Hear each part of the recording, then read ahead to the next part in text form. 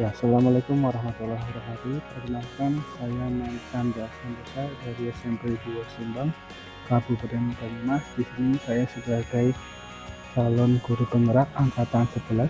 Saya akan menyampaikan kesimpulan dan refleksi pemikiran Ki Hajar Dewantara, modul 1.1 koneksi antar materi.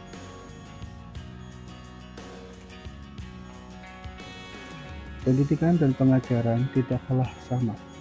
Pengajaran adalah bagian dari pendidikan. Pengajaran adalah proses pendidikan dalam memberi ilmu untuk kecakapan hidup anak secara lahir dan batin. Sedangkan pendidikan pada hakikatnya adalah menuntun atau memberi tuntunan terhadap segala kekuatan kodrat yang dimiliki anak agar ia mencapai keselamatan dan kebahagiaan setinggi-tingginya, baik sebagai manusia maupun sebagai anggota masyarakat. Pendidikan menciptakan ruang bagi murid untuk bertumbuh secara utuh agar mampu memuliakan dirinya dan orang lain serta menjadi mandiri.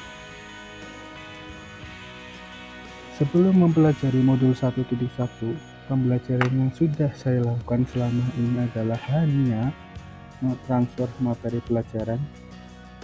Ketuntasan dalam penyampaian materi lebih penting daripada memahami karakteristik murid. Hanya melihat nilai dari aspek kognitifnya saja.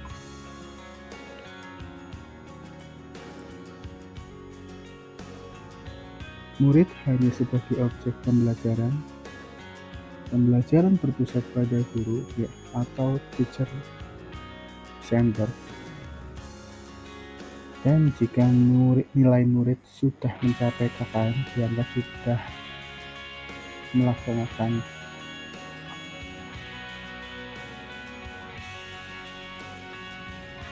Kemudian tidak mempedulikan apakah murid sudah memahami benar sebenarnya atau belum. Kemudian hanya meminta siswa untuk menghafal materi. Kemudian ketika dalam proses evaluasi sering merasa gagal atau mengeluh jika banyak murid yang tidak tuntas setelah melakukan evaluasi. Nah, dari materi yang modul seperti satu ini, setelah saya mempelajarinya tentang pemikiran Ki Hajar Dewantara, saya menyadari bahwa apa yang saya ketahui dan yang telah saya lakukan selama ini belum tepat. Seharusnya saya melakukan proses pembelajaran secara menyeluruh.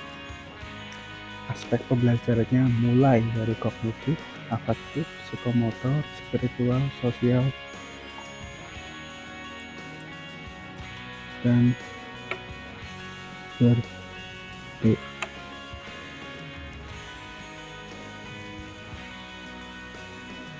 Murid sebagai objek pembelajaran, kemudian guru sebagai fasilitator pembelajaran. Seharusnya saya berproses secara menyeluruh. Guru harus ikhlas, penuh kesabaran dan segala keikhlasan. Harus mempelajari karakteristik murid yang beragam. Berikan kesempatan murid untuk tumbuh sesuai dengan kodratnya.